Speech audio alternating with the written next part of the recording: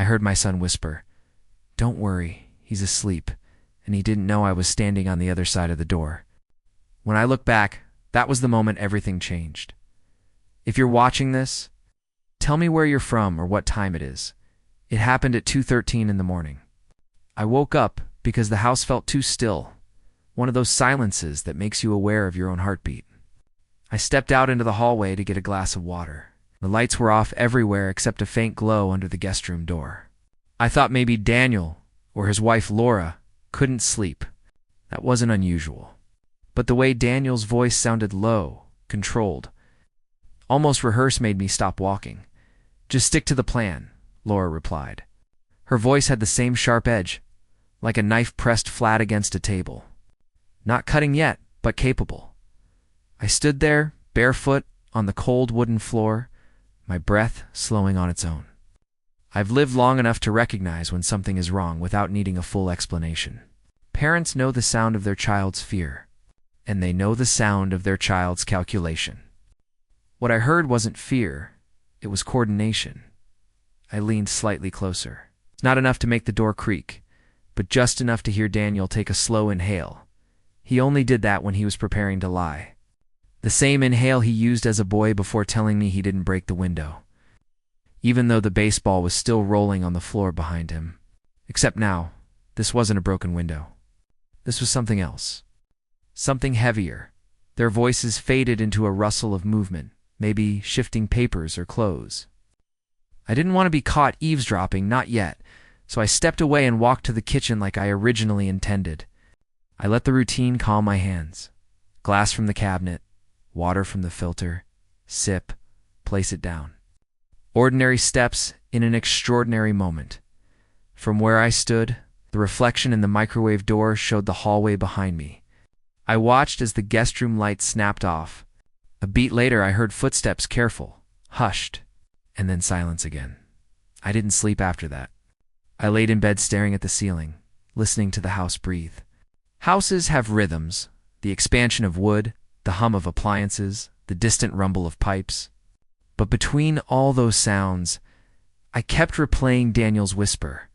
Why would my son say, "Don't worry, he's asleep," unless something depended on me not hearing what came next? When morning arrived, the sun felt different coming through the blinds thin, colder somehow. Daniel and Laura were in the kitchen making breakfast like nothing had happened. But there was something exaggerated in the cheerfulness of it. Laura greeted me with a smile that didn't reach her eyes. Daniel asked too many questions about my sleep. Everything felt slightly misaligned. That's when I decided I needed to confirm whether the whisper was part of a larger pattern or just a strange coincidence. The first place I checked was the hallway camera. It's an old device, no audio, only blurry night footage, but it logs movements and timestamps. When I opened the file for 2 o'clock to 3 a.m., I saw a short clip, Daniel leaving the guest room, head down, moving quietly. Laura stepped out a few seconds later, her hand covering her mouth like she was afraid a word might slip out. I saved the clip to my desktop. I didn't know exactly what I was documenting yet, but I knew it mattered. Paper trails don't always start with paper. Sometimes they start with a feeling that refuses to leave your chest. Throughout the day, I watched them interact. Every whisper, every side glance, every abrupt pause when I entered the room added weight to my suspicion. It wasn't paranoia. It was pattern recognition. Experience teaches you how to read silence better than words. That evening, as we sat in the living room, Daniel asked me offhandedly if I'd thought about making some changes around the house, the kind of phrasing people use when they're softening you up for something bigger. Laura pretended to scroll on her phone, but her eyes flicked up at me. Waiting for my reaction, I just nodded slowly and said, "Let's talk about it another time." That was when Daniel exhaled a long, relieved breath, as if he thought he had bought himself more time.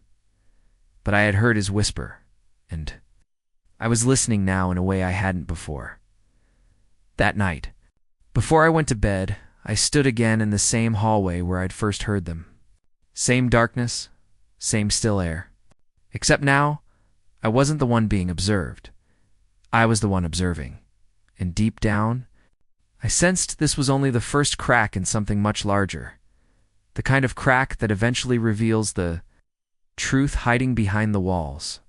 I woke up the next morning with the same sentence echoing in my head. Don't worry, he's asleep. When you hear something you weren't supposed to hear, even your own living room feels unfamiliar. What country you're watching from? The sunlight came through the blinds in thin, uneven stripes like the day itself wasn't sure it wanted to fully arrive. I walked into the kitchen expecting Daniel and Laura to still be asleep, but they were already there, moving around with a choreographed politeness. The kind of politeness people use when they're hiding something. Laura stood at the stove, scrambling eggs, and Daniel leaned against the counter, scrolling through his phone. Both looked up at me at the exact same second. Too synchronized to be natural. Too practiced. "Morning," Daniel said, voice bright, almost forced. "Sleep well?" Laura added. I watched their eyes. Both of them looked away too quickly. The house felt smaller, like the walls had shifted an inch closer overnight. Every object felt like it had an extra meaning I hadn't noticed before. The fruit bowl, the coat rack, the guest room door that was now shut. I sat down at the table and poured myself coffee. Neither of them spoke. They only whispered to each other when they thought I wasn't looking. But whispering doesn't vanish just because it's quiet. It leaves an atmosphere behind, something heavy enough to change the air in a room. It was subtle things that stood out. Normally, Daniel laughed loudly at his own jokes in the morning. Not today. Normally, Laura complained about the cold temperature in the living room. Not today. Everything was too quiet, too controlled, as if the house had turned into a waiting room for something. Then Laura made a mistake. She said, "We should organize the bags today." Daniel shot her a look so quick I almost thought I imagined it. "Almost what bags?" I asked calmly. "Oh," she said, wiping her hands on a towel. "Just laundry. For the guest room." But her voice cracked on the word guest. Daniel didn't say anything. He just stared at the counter, thumb frozen on the phone screen. I finished my breakfast slowly, pretending not to notice anything.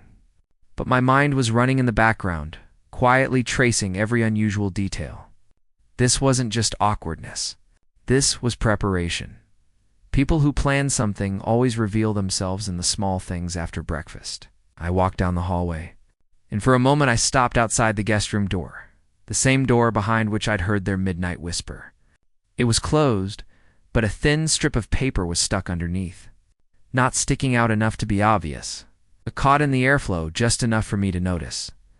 I bent down and picked it up. It was a printed letter. The heading read, "Property Transition. Preliminary information package addressed to Daniel Ward." For a moment, the hallway went quiet, so quiet that I could hear my own pulse. I didn't open the letter. I didn't have to. The title alone was enough to shift something deep inside me. Why would my son need information on property transition? Why, without telling me? Why now? I stood there holding the letter when Laura suddenly appeared at the end of the hallway, breath-catching when she saw it in my hand. "Oh, let me take that," she said quickly. Stepping forward, "It was on the floor," I replied. She grabbed it too fast, almost snatching it. Her fingers shook slightly as she tucked it behind her back.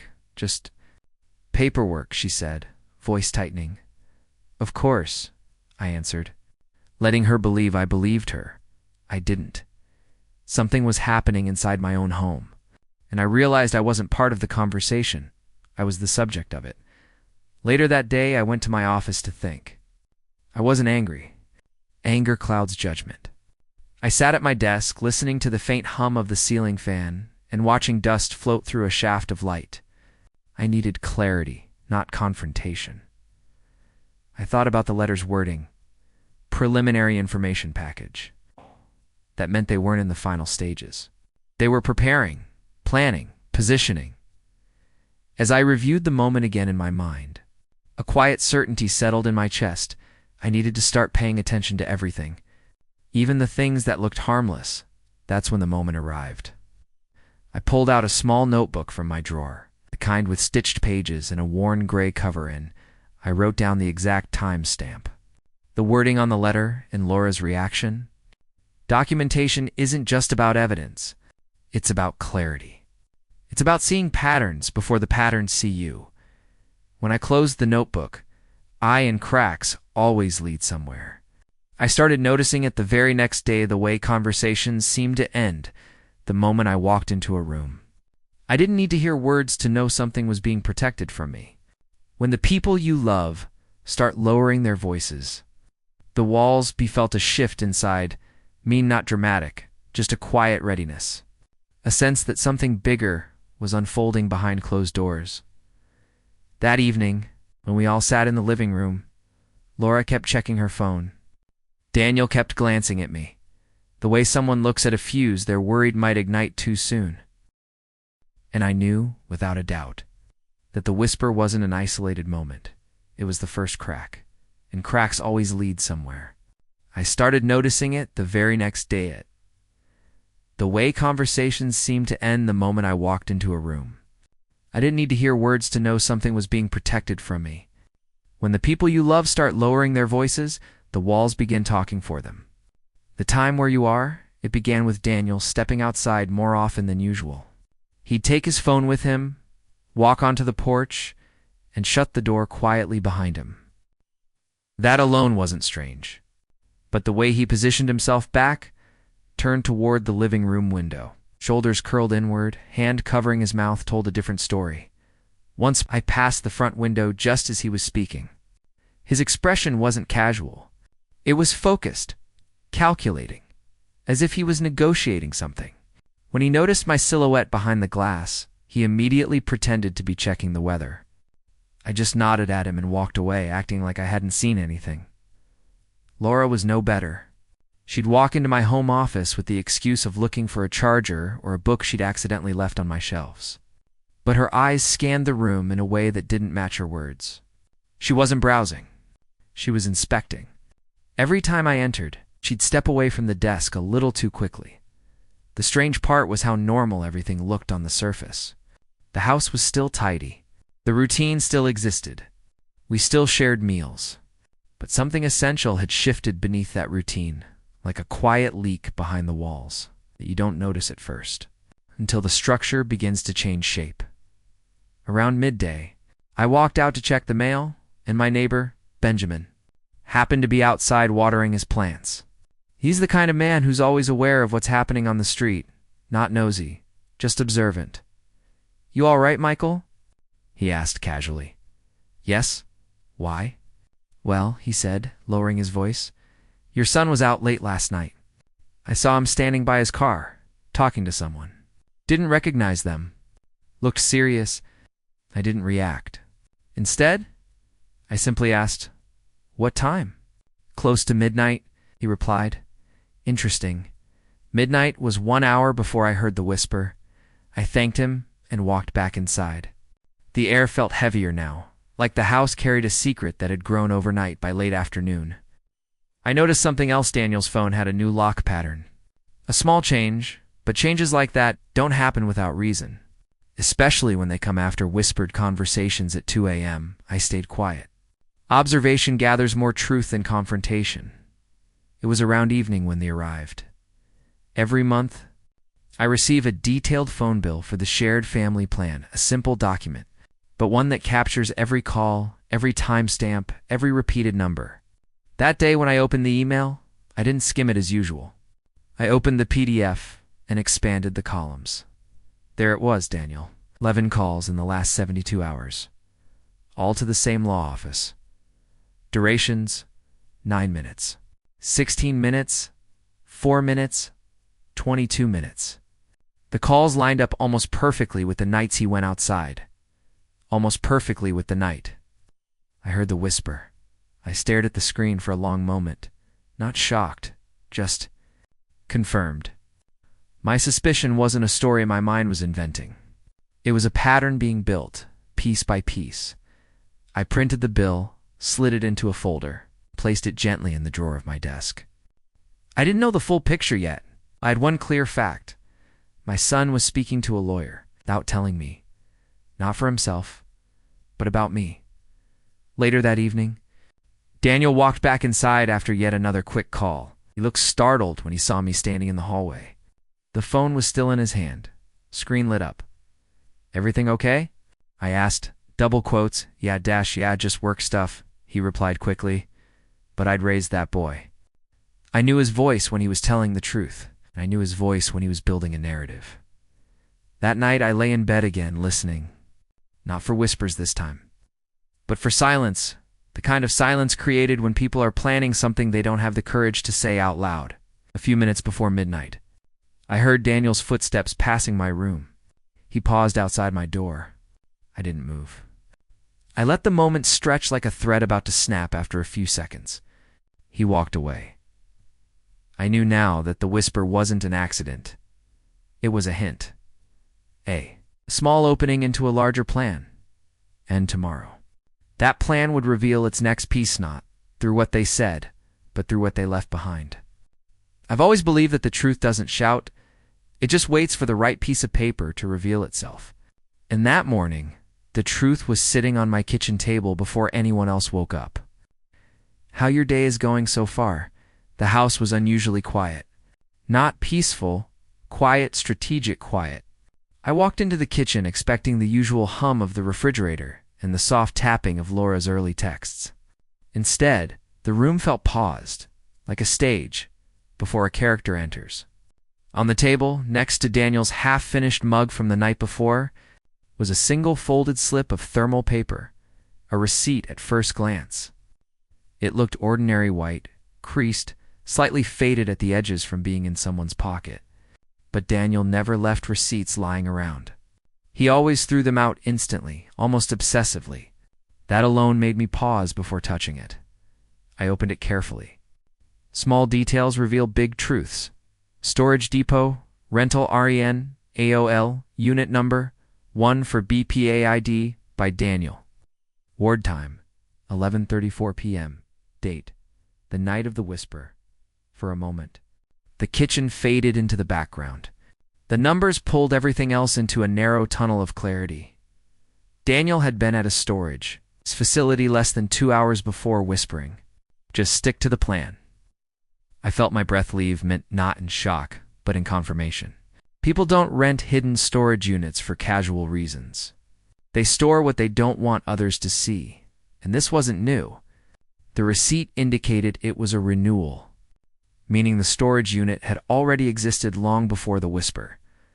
I heard Laura's footsteps upstairs, light and careful. She always walked differently when she knew something was out of place.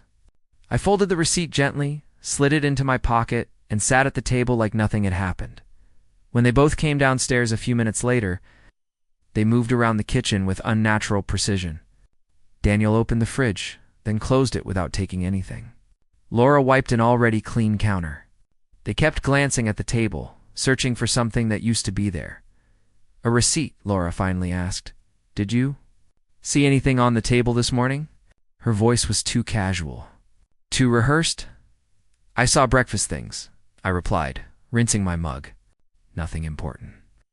That one sentence seemed to relax her shoulders. Daniel gave a tiny, relieved exhale, the kind you only notice when you're studying someone's behavior more than their words, but relief is often the biggest mistake people make when they think a secret is safe. Around noon, I drove to the address printed on the receipt. The storage facility sat on the outskirts of town, a long row of steel roll-up doors, all sun-faded and identical. The air smelled of dust and old cardboard. A small office stood at the front, and inside was a clerk in his late 20s wearing headphones around his neck. "Hi," I said. "My son rents a unit here. I just need general information." He glanced at the screen. Daniel Ward. His eyebrows lifted as if he recognized the situation. Not the name, the situation. "Oh," he said slowly. "1 for B. Yeah, he renewed it last night." "Do you know what's in the unit?" I asked. He shook his head. "We don't check contents." But he mentioned someone might come asking. The way he said it made the back of my neck tighten. Someone might come asking. Daniel had anticipated this moment. He was preparing for it. I didn't open the unit. I wasn't ready, not legally, not emotionally, but I did something else. Something quiet, something necessary. I stepped aside and took out my phone. I photographed the receipt, the building, the row number, the office log screen. Every detail that turned a suspicion into Documentation, because truth, when collected properly, becomes its own form of protection. When I drove home, the house felt smaller again, more compressed. Like the walls were starting to hold too much of what had been left unsaid. Daniel was in the living room when I returned. He looked up with a nervous smile. Too quick, too stiff. Went out early, he said lightly. Everything okay? Just some errands, I replied. He nodded, but something flickered in his eyes, a moment of calculation. He knew I was moving in ways he didn't expect. He just didn't know how much I had seen. That night, as I lay in bed, the receipt kept replaying in my mind. The timestamp, the unit number, the clerk's tone, all of it pointed to something beyond. Casual secrecy, something stored away, something prepared, something meant to be used. And I could feel another truth forming around a tiff. There was a storage unit. There were conversations attached to it, conversations I hadn't been part of. People think betrayal is loud. It's not. It's quiet, stitched into the gaps between conversations. And over the next few days, I realized most of the danger wasn't in what Daniel and Laura said to me. It was in what they didn't say. If you're here, say hi in the comments and tell me what time it is where you are. It started with a dinner. I didn't know it had been canceled. They had been planning to go out with some friends from Laura's old office. I overheard Laura reminding Daniel about it earlier in the week. They sounded excited, relieved even. A night out away from the house. Away from me? But on the evening of the dinner, I heard Laura whispering again in the hallway. Should we still go? What if he's paying attention? Daniel whispered something back, something that sounded like, we need to stay close for now. 5 minutes later, they entered the living room with bright smiles. We're thinking of staying in tonight, Daniel said, too casually. Just a quiet evening, I nodded. Sure, but that decision wasn't casual. It was strategic. They weren't staying home for comfort. They were staying to watch me. To manage me. To study my movements the same way I was studying theirs. Later, while they cooked something simple for dinner, I noticed how they both kept glancing toward my office door. Not the kitchen. Not the hallway. My office, like something inside it, mattered more than my presence in the room. And then Emily called. My daughter's voice was usually warm. This time it was colder. Distant, almost rehearsed.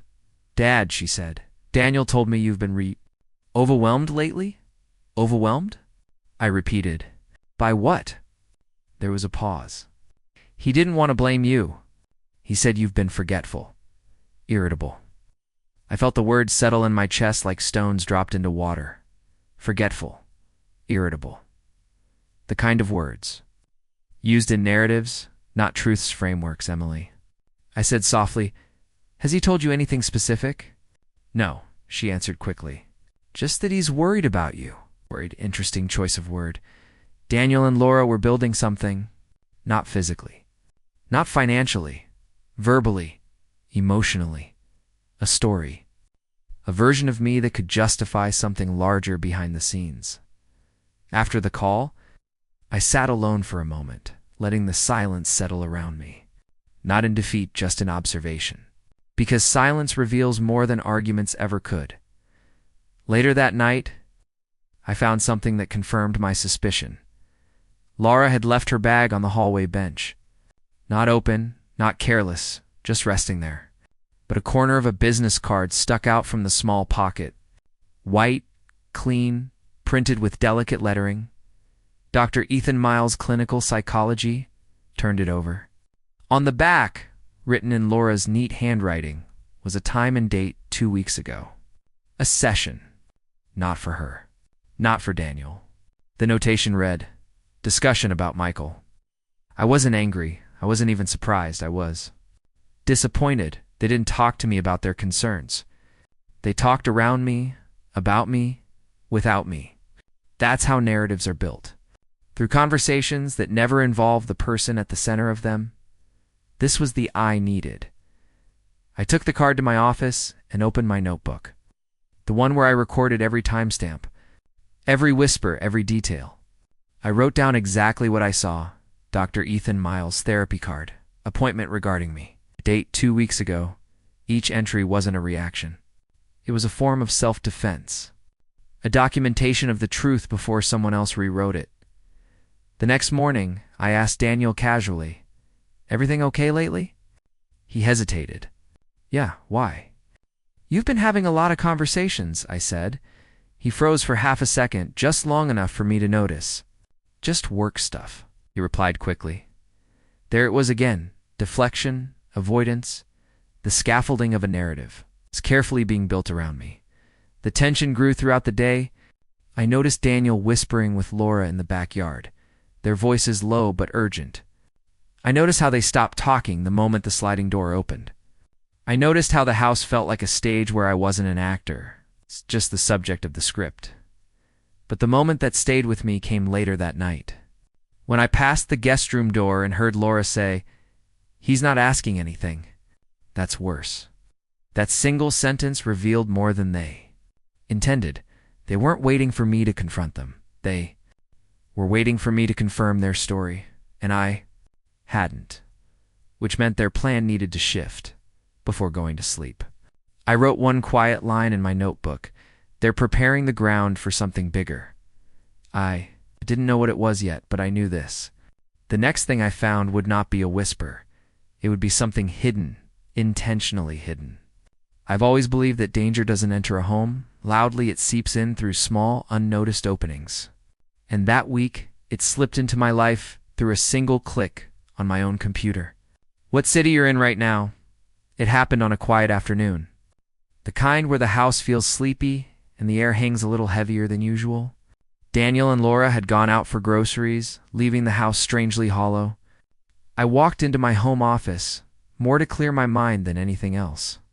The sunlight fell across the desk, illuminating dust particles drifting slowly through the air, tiny reminders of how much time had passed in this room.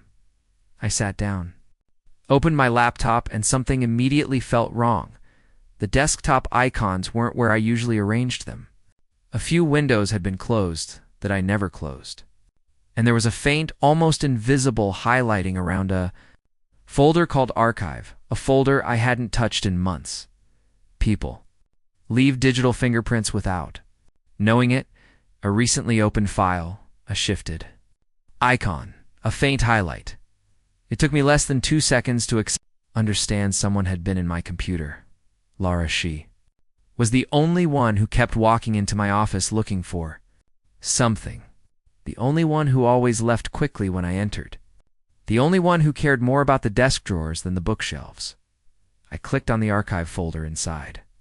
At the very bottom, beneath old tax forms, scanned letters from years ago. And travel receipts was a new folder I didn't recognize. Transition planning materials. My breath didn't quicken.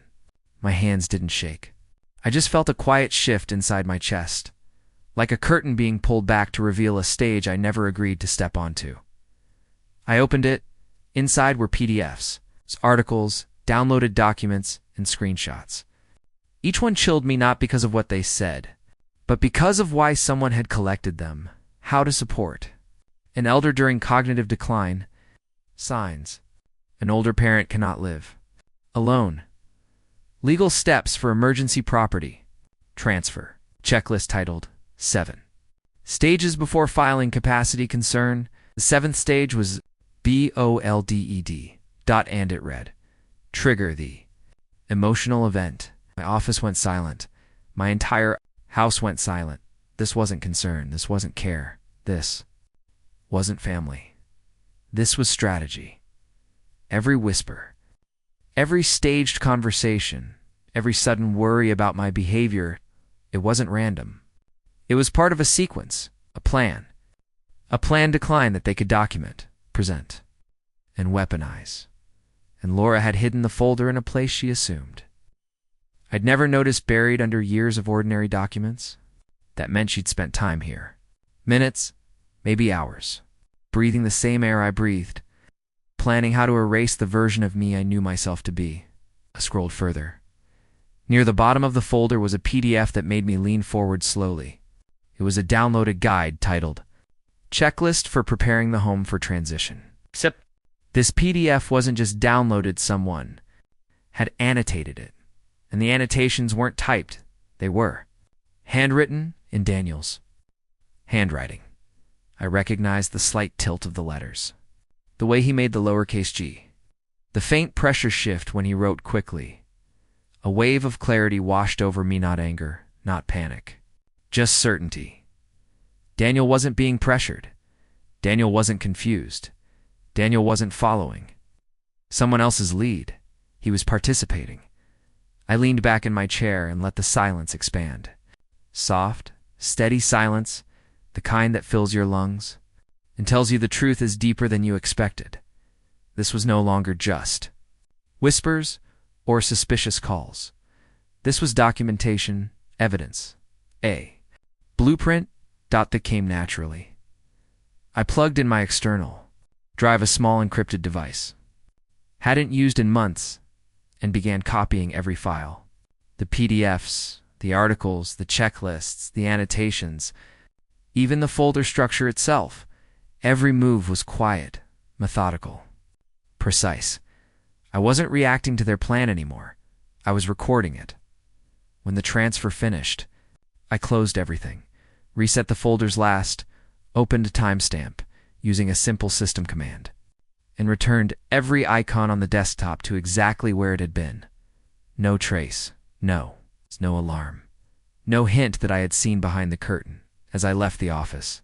I heard the front door open, Daniel and Laura returning home with bags they probably didn't need. They looked up at me, almost studying my expression. I simply smiled. But inside, something had shifted forever. Not fear, not despair, alignment. I knew now that the plan had 7 stages, and they believed I wasn't aware enough to notice. But I had seen stage 7, the trigger event, and the moment I read those words, I understood something simple and unshakable. They weren't waiting for me to fall. They were preparing to push.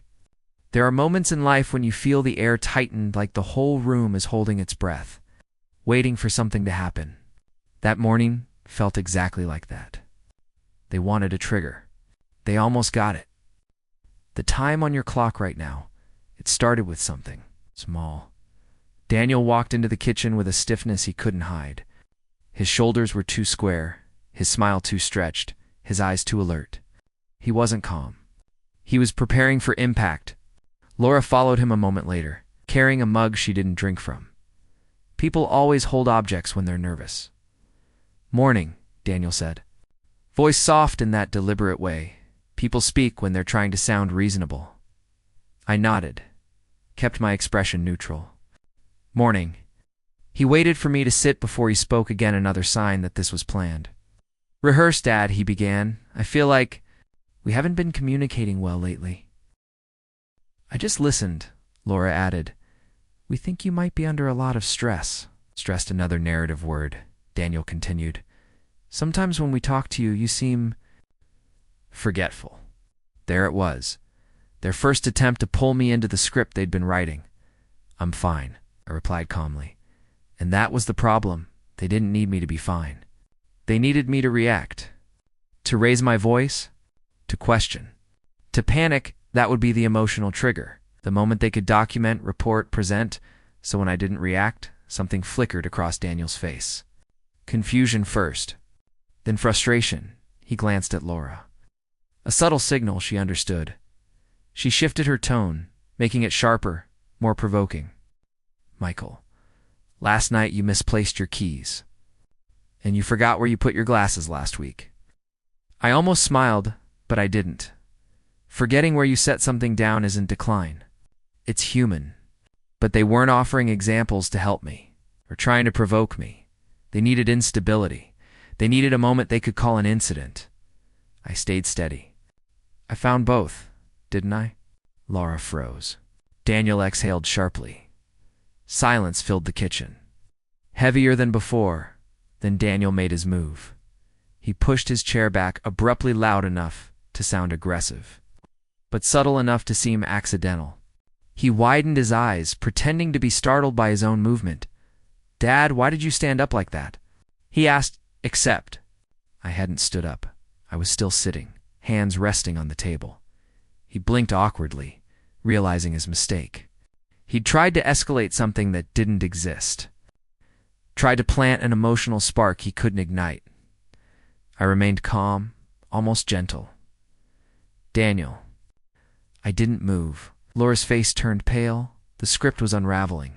Daniel rubbed his forehead, trying to recover. "Maybe I misread it. I just want to help you." The room felt colder after he said it. Not because of the words, because of the desperation behind them. That's when I saw it, a message lighting up Laura's phone on the counter. She didn't mean for me to see it, but the screen faced upward. A preview popped. Up clear enough to read. Move the date. Forward. Her hand snapped over the phone. Too fast. Too obvious work message, she muttered, but her voice shook. Date forward. Move what? Why? They were losing control of their own plan, and someone outside the house was guiding them. The pattern clicked into place. The whisper. The lawyer calls. The therapy narrative. The storage unit. The hidden folder. The checklist trigger. The emotional event.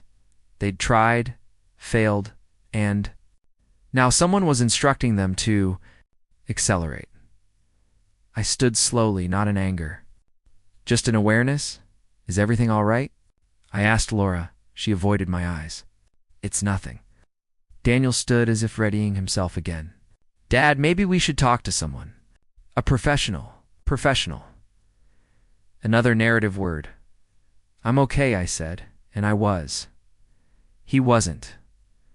That afternoon, the house felt like a theater between acts. Silent, thick, waiting. I walked to my office knowing what I had to do next. Not confront, not accuse, document. I took out my notebook, the one that had become my quiet defense, and wrote a full account of the morning. The words were steady, clear, dated, precise. A trigger event that didn't trigger. A script that didn't land. A plan that was beginning to crack. As I closed the notebook, I heard footsteps behind me. When I turned, Daniel was standing in the hallway, watching me, not curious, not caring, evaluating, and that's when I understood something simple. They weren't giving up. They were regrouping, and the next move wouldn't be subtle at all. Some truths don't hit you like a storm. They come quietly like a number on a screen that doesn't belong there. In the morning I checked my bank activity. I realized the whisper in the hallway wasn't the warning. The movement of money it happened the day after their failed trigger event. The air in the house felt different, like the calm after someone realizes they need a new strategy. Daniel was overly polite. Laura avoided me entirely. They weren't regrouping quietly. They were regrouping urgently.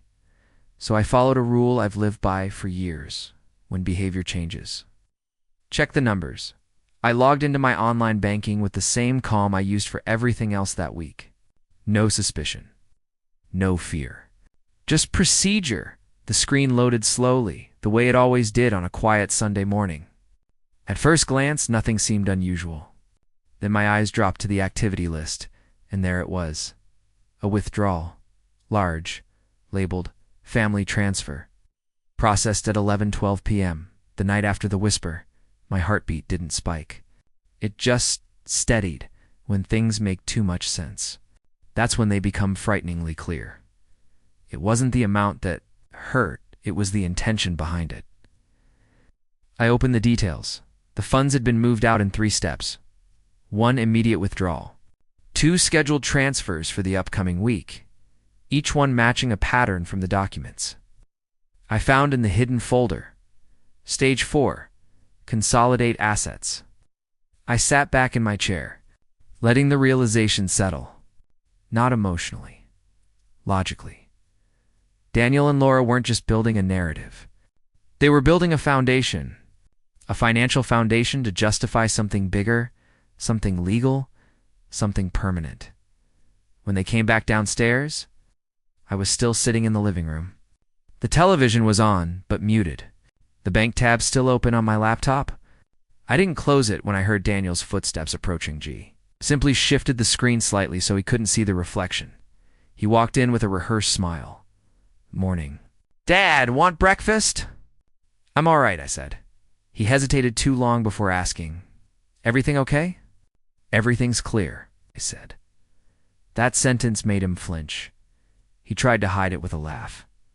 It didn't work, as he turned to head into the kitchen. He glanced back at me. His eyes weren't checking on me. They were checking if I knew, and I did. Later that afternoon, I made the official I downloaded the full transaction record as a PDF, marked the withdrawal with a digital highlighter, and printed a hard copy. I added it to the folder where I had already filed.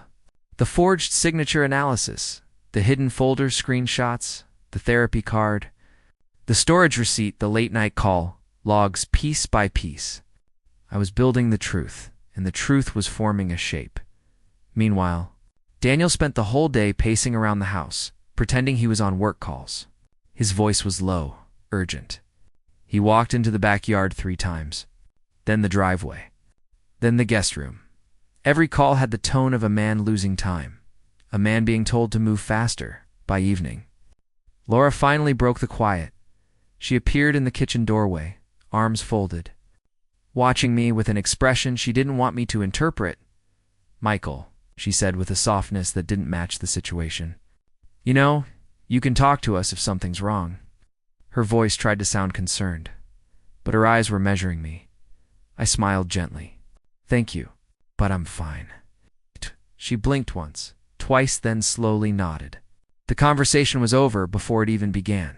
They needed me to be confused, unstable, emotional. I wasn't giving them that. And the steadier I stayed, the more anxious they became. That night, the house felt too still again. Not peaceful, anticipatory. Around 10:45 p.m. I heard Daniel whispering outside my door. Not the same confident whisper from before. This one was tight, frustrated. He's not reacting to anything, he said, a pause. We don't have time for this. They were running out of time. I didn't move. I didn't open the door. I just listened, because when people think they're losing control, that's when the truth slips out. Minutes later, after Daniel walked away, I sat up in bed and opened my notebook. I wrote down everything, the withdrawal, the scheduled transfers, the whisper, the tone, as I closed the notebook. I felt it a shift in the story. A turned sharper than before. They hadn't taken the money because they needed it. They'd taken it because someone else needed proof they were following through. There's a unique kind of silence that follows betrayal, not the loud kind that breaks things, but the quiet kind that rearranges them. The day I called the number from Daniel's call log, I wasn't calling to confront anyone. I was calling to measure the truth in their silence. The time on your clock right now. I dialed the number mid-morning, sitting in my office with the door half open. The house was still. Daniel and Laura had gone out again too early, too dressed, too synchronized.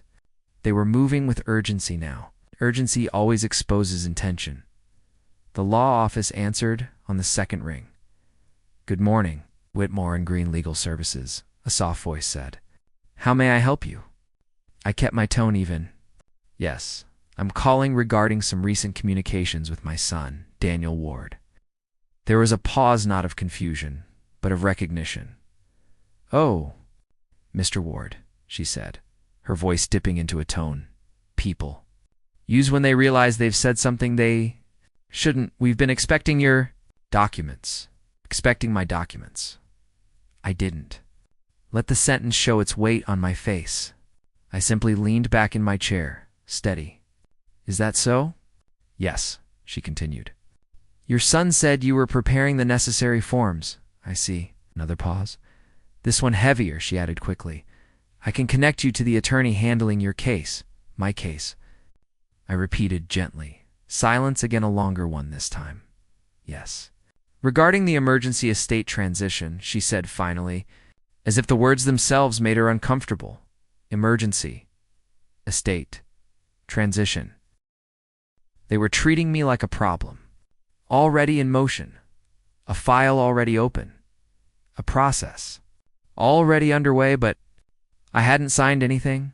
I hadn't requested anything I hadn't agreed to. Anything. Who is the attorney assigned? I asked. Mr. Jonathan Pierce, she replied.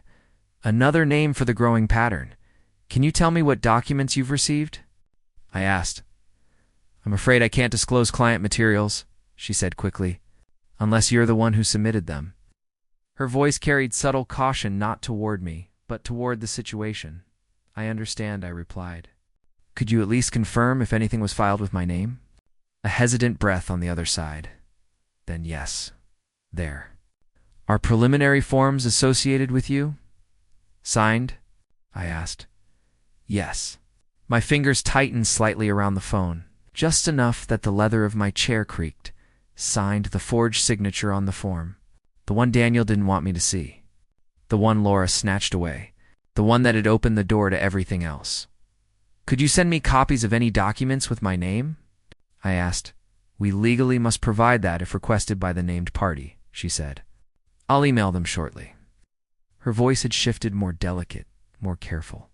People get careful when they realize they've been pulled into something they didn't want part of. I thanked her and ended the call. The house suddenly felt too warm, as if the air itself understood something irreversible had just been set in motion. I stood up, walked to the window, and watched the driveway. Empty, quiet. A pause before the next part of the truth. 10 minutes later, an email arrived with a subject line that made my stomach tighten, not in fear, but in recognition of a pattern finally revealing itself. Documents attached, Whitmore and Green Eye. Opened it. Inside were PDFs, grainy scans, poorly aligned pages. But enough. More than enough forms declaring I needed assistance with decision-making. Forms suggesting I had displayed unstable emotional states. Forms proposing a temporary management of assets for safety. All signed by me. Except not by me. I saved the PDFs immediately, then printed each one and placed them beside the financial withdrawals, the therapy card, the storage receipt, and the checklist from my computer. The truth wasn't scattered anymore. It was forming a straight line. I felt no anger, no fear, just clarity. The kind of clarity that comes only when the curtain lifts and you realize every whisper, every sideways glance, every late-night phone call was a piece of a narrative crafted with precision. And now, I'd proof it wasn't imagined. It wasn't paranoia. It was documentation. Late that evening, when Daniel came home, he passed my office doorway. Our eyes met briefly. His eyes flicked downward toward the stack of documents on my desks just for a split second. But that split second told me everything. He recognized them, all of them, and his face changed, not in guilt, but in fear. Not fear of what he'd done, fear of what I now knew, because he understood something. I wasn't the one losing control. He was, and the next chapter would reveal exactly how far he'd already gone. Some betrayals arrive slowly, and some arrive in a courier envelope, placed quietly at your doorstep like a polite announcement that your life has already been rewritten. That morning, the truth didn't knock. It was delivered. What country you're in, the envelope was too thin for anything good. It had my full name printed neatly across the front. Along with the return address of Whitmore and Green. Daniel wasn't awake yet. Laura wasn't awake either. The house felt suspended. Like a breath held too long, I carried the envelope to the dining table, sat down, and opened it carefully. I didn't want to tear anything. Paper matters when you're dealing with people who lie on it. Inside were 3 documents, stapled, stamped, scanned, but the first page froze me. Preliminary Emergency Estate Transition Request. Filed on behalf of Michael Ward, signature, Michael Ward, witness, Oliver Stanton. The signature at the bottom, my name looked close enough to mine to fool a stranger, but not me. My signature always curves, slightly at the end. This one didn't. It stopped abruptly, like someone ran out of confidence or ink. I studied it, letting the silence settle around me. The house seemed to lean inward, as if listening. There's something intimate about seeing a version of your handwriting that isn't yours. It feels like someone wearing your skin. Footsteps approached softly. Daniel walked into the room. Half awake, pretending not to notice the envelope on the table. The moment he recognized it, his entire expression changed so quickly he couldn't hide it. "Morning," he said tightly. "What's that?" I didn't answer. I simply turned the document toward him. His eyes locked on the page, lingering on the signature. "Oh," he murmured. "You got that already?" Already, not by mistake, not unexpectedly. Already like this was part of a schedule. Laura entered next, carrying her phone like a shield. She saw the papers, froze mid-step, and then forced a smile that collapsed within seconds. "Michael," she said softly, "we were going to talk to you about this." "Talk," I repeated. "Before or after submitting my signature?" They exchanged a look not spoken but shared. A look of two people holding a collapsing structure together with their fingertips. Laura tried first. "It's just preliminary. Nothing final. Just options."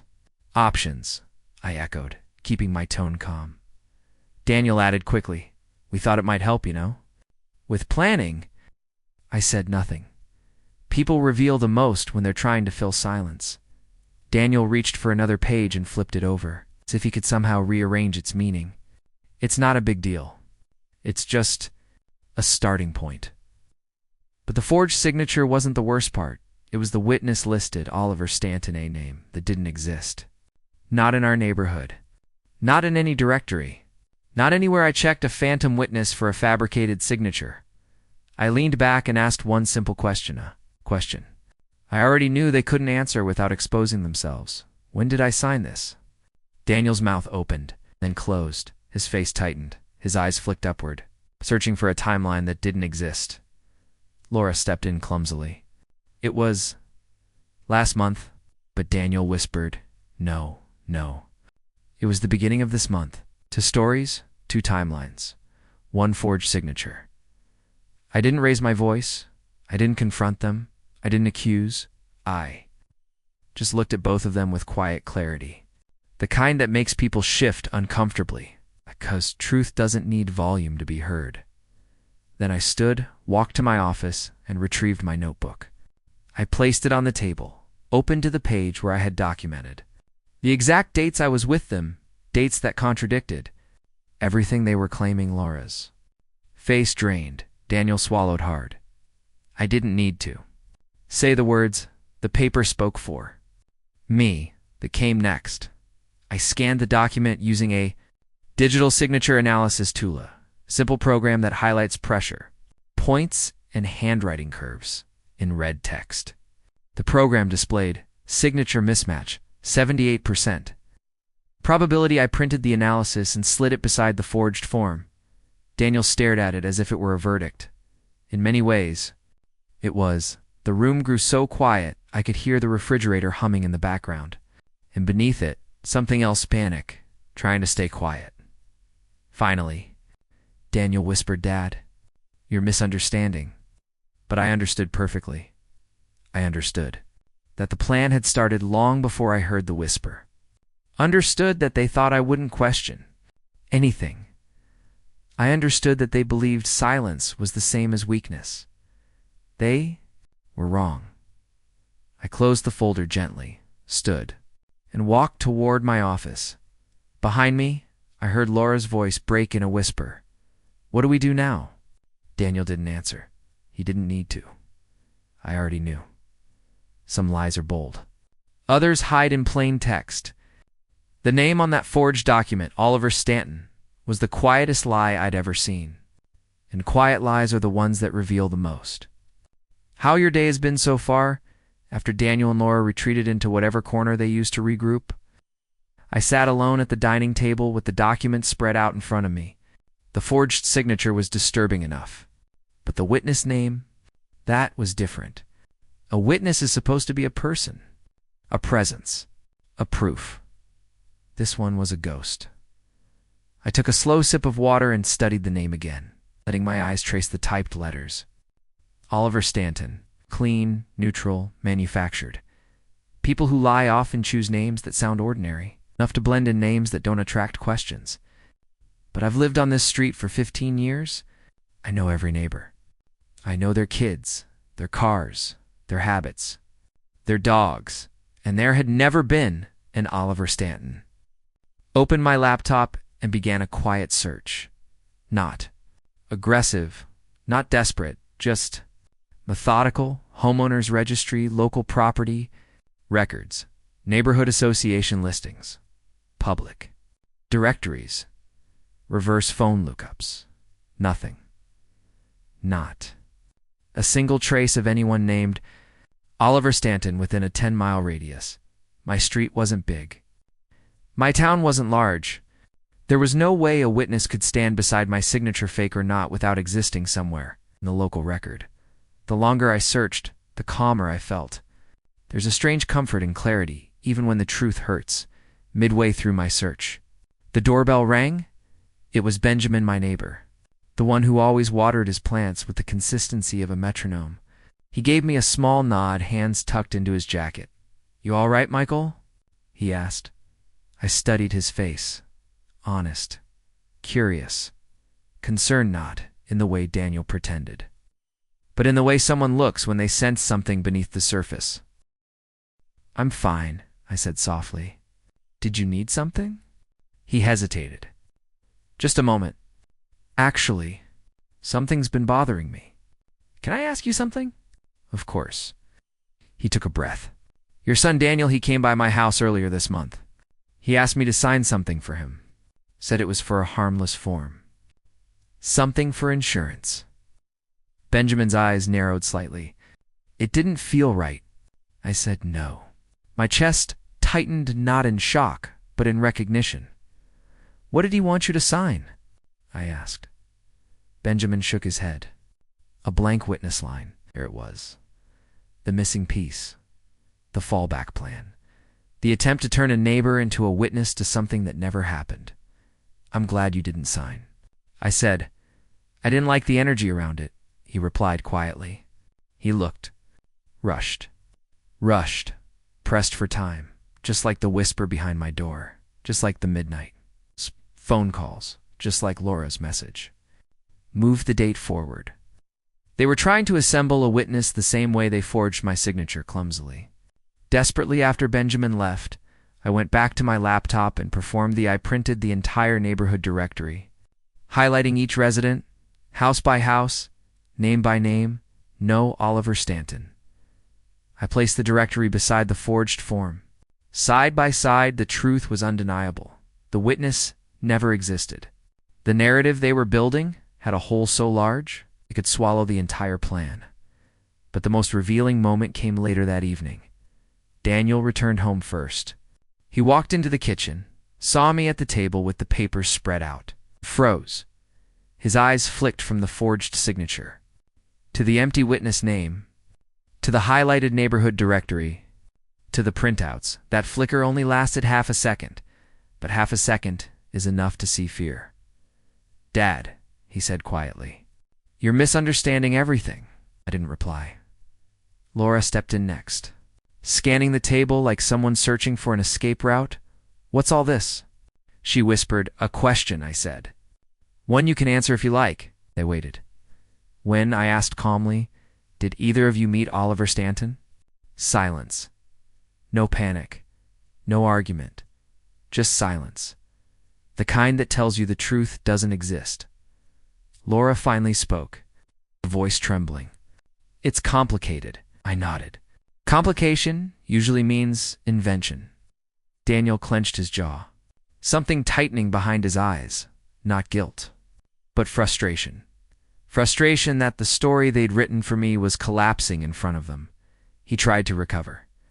"Dad, this is getting blown out of proportion." "No," I said softly. "It's getting accurate." That was the moment he looked away.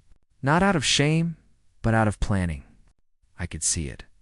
His mind wasn't trying to defend the lie anymore.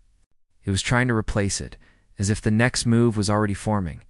And when he walked out of the room without another word, I caught something in his expression I hadn't seen before.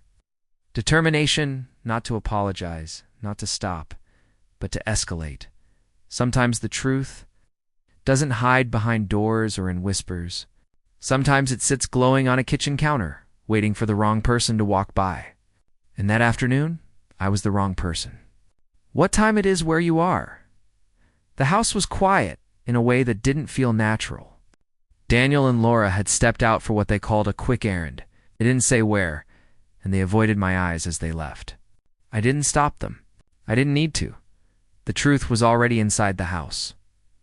On the kitchen counter, next to a bowl of fruit and Laura's abandoned scarf, sat Daniel's tablet unlocked, screen still glowing. They never left devices unlocked. Their secrecy wasn't just a habit anymore. It was a lifestyle. The only reason that tablet was sitting open was because they rushed out faster than they planned. I approached it slowly. Not sneaky, and just aware. Aware that this was the kind of moment that changes the direction of a story. On the screen was an open email draft. The subject line, Phase 2, Narrative Build. I tapped it gently to keep the screen from dimming. And there it was. The truth in sentences and bullet points. More honest than anything they'd said to my face. The email was addressed to someone named Claire Henderson. With a law firm domain I recognized, Whitmore and Green Dot, it began. We've started documenting the behavioral changes. He's calmer than expected, but we can still collect the necessary incidents. My breath didn't quicken, but something inside me shifted a quiet alignment. The kind you feel when the missing piece finally clicks into place. Below that were bullet points. Note, keys misplaced possible. Confusion, raised his voice mild. Sleeps. More during the day, unpredictable. Moods, potential emotional instability. Avoid. Direct confrontation to prevent delay. None of it was true. None of it reflected the reality of our conversations. It was a script, a carefully constructed narrative. But the next line was the one that cut deepest. If he doesn't trigger soon, we may need to accelerate. I closed my eyes for a moment, not in pain, but in realization. All the whispered conversations, the staged concern, the invented witness, they weren't signs of confusion. They were signs of urgency. Someone else was guiding them, someone with a plan, someone with a deadline. I scrolled further.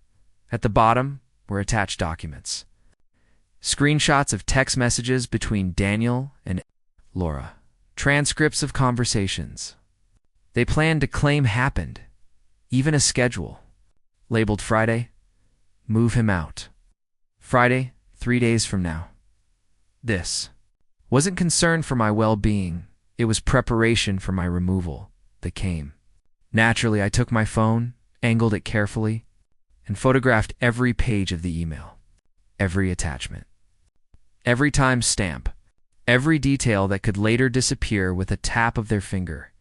Page after page. The evidence grew. Draft messages, accusations, never spoken aloud checklists. Circles around doctored incidents. A plan titled Phase 2 when the last photo was saved. I locked the tablet, turned the screen face down, and stepped back. No trace, no disturbance, no clue that I'd seen the blueprint of my own displacement an hour later. I heard the front door open. Daniel and Laura returned, voices low and hurried. Daniel walked into the kitchen first and froze. When he saw the tablet exactly where he'd left it, he reached for it immediately. Tapping the screen, his shoulders relaxed barely when he realized nothing seemed out of place. Forgot this, he muttered too quickly. Laura glanced toward me. Her eyes searched my face for any sign of awareness. She found none. They both tried to move on. Ow. But the air between us carried a new tension, heavy, sharp, unavoidable. They sensed something was off. Not because I had changed, because I hadn't. People who expect chaos become nervous when they get calm. That evening, Daniel paced the hallway with his phone pressed tight against his ear. I heard fragments of a whisper through the half-closed office door. We need to move faster. He's not reacting to anything. Friday has to work. The words were rushed, desperate, cornered. He didn't know that the truth wasn't coming from his whispers anymore. It was coming from his own tablet. I opened my notebook that night and wrote everything. Not just the facts, but the tone, the urgency, the pattern, because information isn't just proof, it's preparation. And as I closed the notebook, I felt something steady settle into me. Not fear, not confusion, readiness. Because now, I knew what Friday meant. Now I knew who Claire Henderson was. Now I knew the shape of their plan.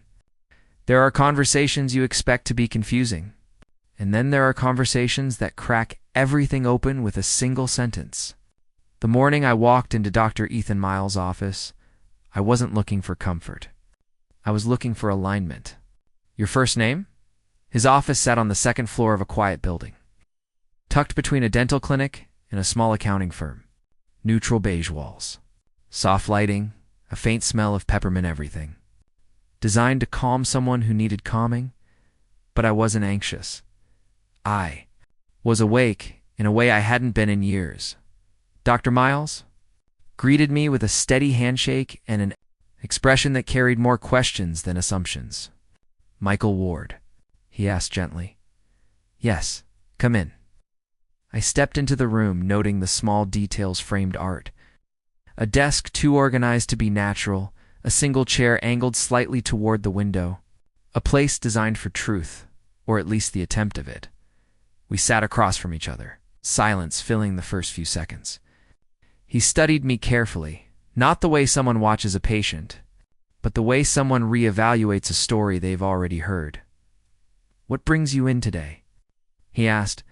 I believe you've already spoken to my son and daughter-in-law, I said. A flicker crossed his face, subtle but unmistakable. Recognition, concern. He leaned forward slightly. They did meet with me, yes.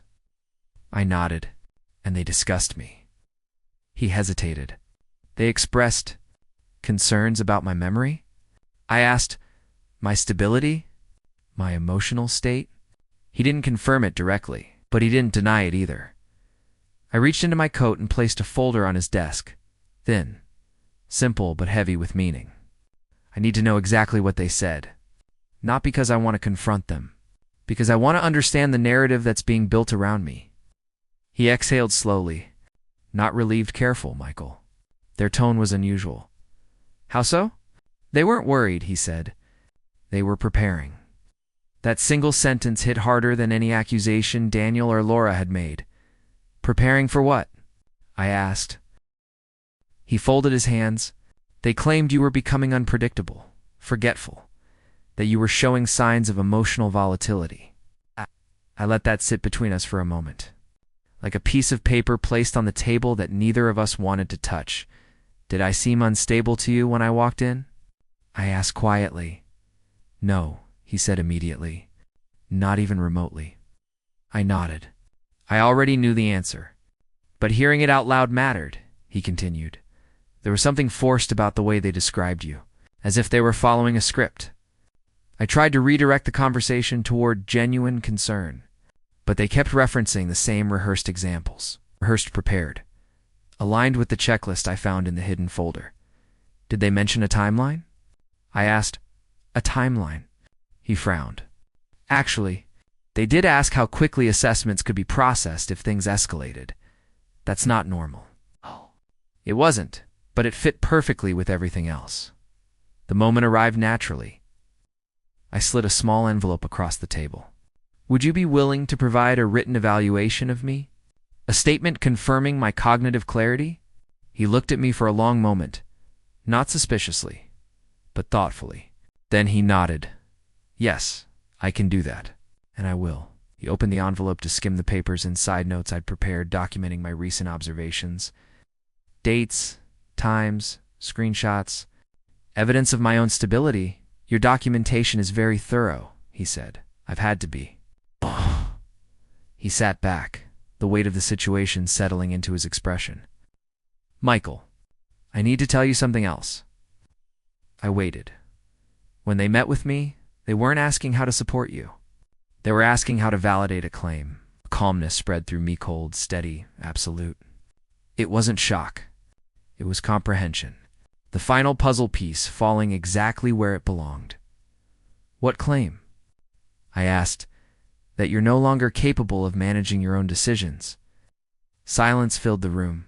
A long, thin silence that felt heavier than anything Daniel had ever said to me. Dr. Miles continued, his voice low. I told them I would need to meet you personally before offering any professional opinion. They didn't seem happy about that. Of course they didn't. Truth ruins strategy. 20 minutes later, I walked out of his office with a newly signed statement tucked inside my coat. Patient demonstrates full cognitive clarity, emotional grounding, and stable judgment. Not dramatic, not emotional, just factual, paper, dash-based, unshakable. As I stepped outside, the air felt different, sharper, cleaner. I understood something then. They weren't just trying to move me out of my house. They were trying to replace my voice with their narrative. But now, I had a voice louder than theirs. Documentation. I drove home without the radio on, letting the quiet guide me. When I pulled into the driveway, Daniel was standing at the window. Watching my car with a stillness that felt almost rehearsed, he didn't wave, he didn't smile, he just stared, not curious, not worried, calculating. There's a strange kind of clarity that comes when you finally stop looking at events one by one and start looking at the pattern they form together. That afternoon, I didn't discover a new lie. I uncovered the architecture of all of them. What city you're in? I waited until Daniel and Laura left the house again.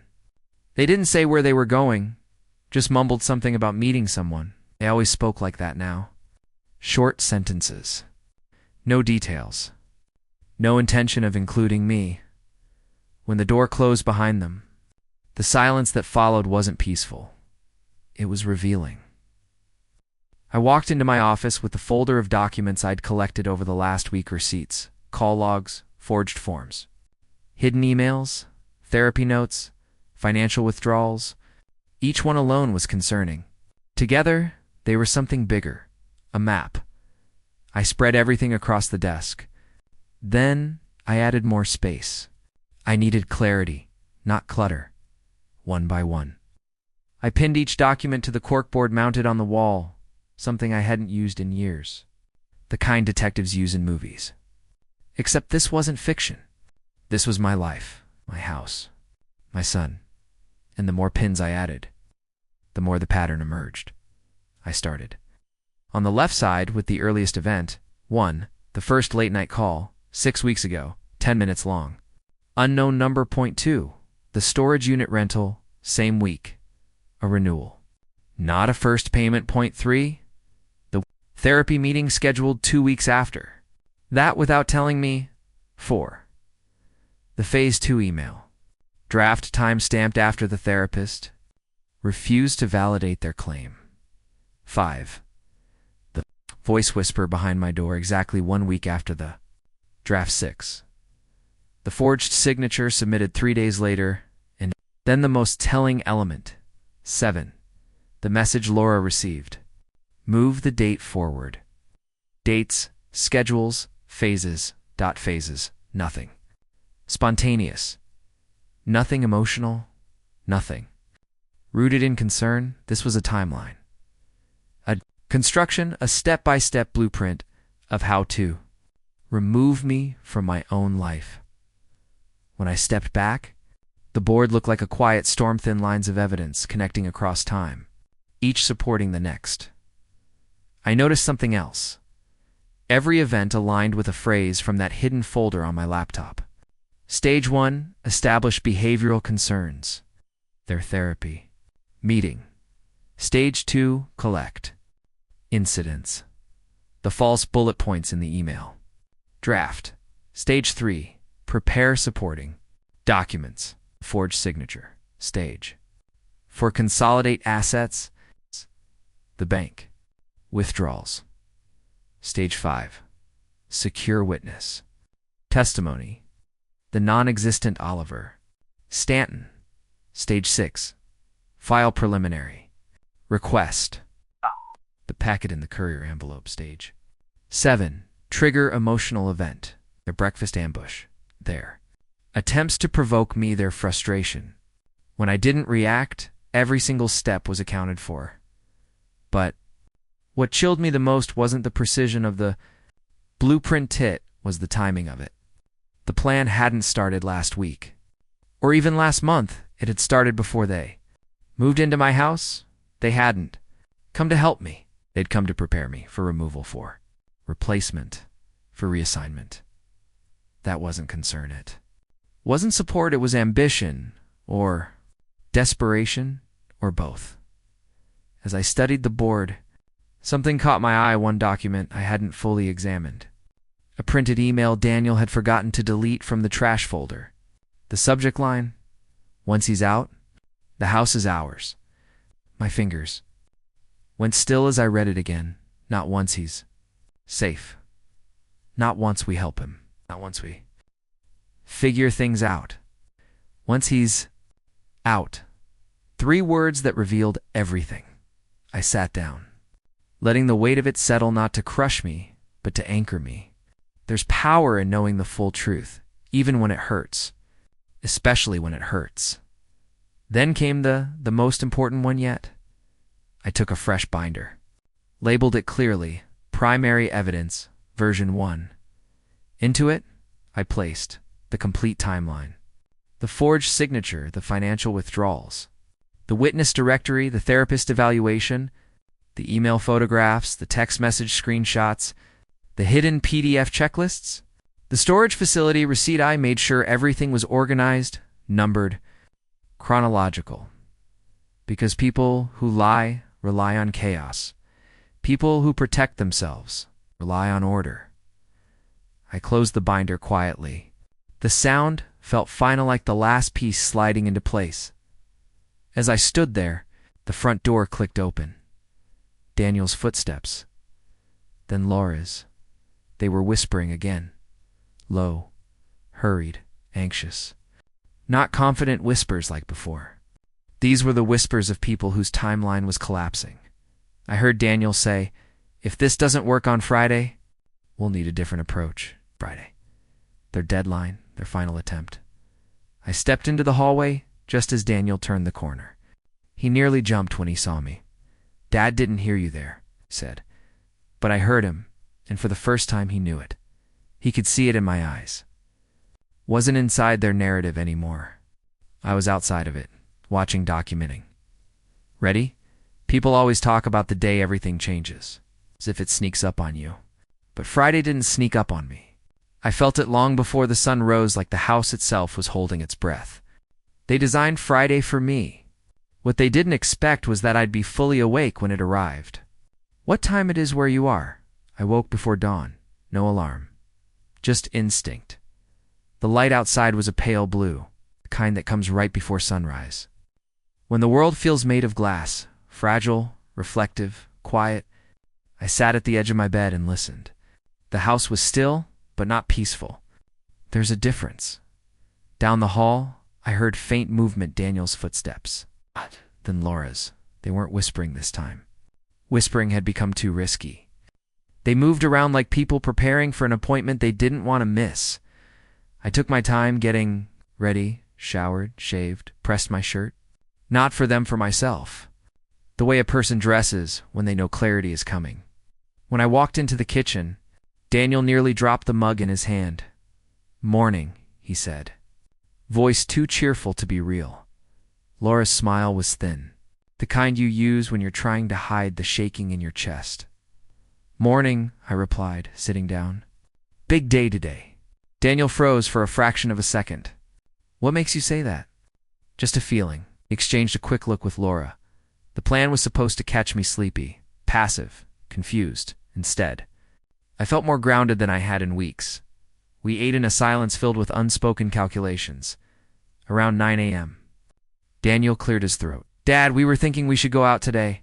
Early lunch, maybe? Somewhere quiet. A quiet place. Neutral ground. A location chosen for a reason." "Sure," I said. They both blinked, surprised by my cooperation. But cooperation isn't weakness when you know the motive behind it. As we walked out to the car, Laura locked the front door, twice habitual anxiety. Daniel held his keys too tight. He kept glancing at me in the rearview mirror as we drove, his eyes darting like someone checking if a fuse has been lit 10 minutes into the drive. I realized we weren't heading toward any restaurant. We were heading toward the courthouse, of course. They couldn't risk the final stage happening inside the house. They needed officials, witnesses, a legal environment where they could present their narrative. The closer we got, the more the air inside the car thickened. Laura finally said it. "We just think this will be good for you." Good for me. That's what people say before they take something away. As we pulled into the courthouse parking lot, I felt something unexpected: relief, because when someone forces a decision into daylight, they lose the advantage of shadow. Daniel turned off the engine. He waited for me to look confused. I didn't. "Let's go," I said calmly, opening my door. His face tightened. He wanted a reaction: fear, anger, protest. Something he could record mentally, something he could report later. Instead, he got nothing. Inside the lobby, the air was cool and smelled faintly of paper and old carpet. A clerk sat behind a glass window. Typing. Daniel walked up to her. "We're here for the urgent reassignment filing," he said, trying to sound confident. The clerk looked at him, then at me. "And you must be Mr. Ward?" I nodded. "Good," she said. "I'll need supporting documents from both sides." Both sides. There it was, the moment their narrative had to face the real world. Daniel handed over a folder. The same one I'd seen weeks ago: forged forms, staged incident notes, timelines designed to make me look unstable. Then, I opened my coat and took out my binder. The one labeled Primary Evidence Version 1. I placed it gently on the counter. The clerk blinked. Then, she opened the binder. Call logs. Financial. Withdrawals. Hidden folder. Screenshots. Therapy statement. Storage. Receipts. Forged signature analysis. Witness directory with no Oliver Stanton. It was the first time Daniel saw the full weight of the truth. Collected in one place, his shoulders dropped, his throat tightened. Laura stepped back like the ground had shifted under her. The clerk looked up, her expression suddenly serious. "You need to speak with the judge immediately," Daniel whispered. Barely audible. This wasn't how it was supposed to go. Ow. It wasn't. But that's what happens when the narrative meets reality. That was already complete. My evidence was officially logged, time-stamped, and entered into the process. And as we followed the clerk down the hallway toward the judge's chambers, Daniel's hand shook slightly on the doorknob, not because he feared what he'd done, because he feared I finally knew. There's a moment right before truth hits the table when everyone in the room seems to hold the same breath. And standing in that courthouse lobby, I realized Daniel wasn't holding his breath for me. He was holding it for himself. The clerk led us down a long, echoing hallway. The carpet was thin, and the air smelled like old paper and polished wood. I walked calmly beside Daniel and Laura, but the tension between them was sharp enough to cut through the quiet.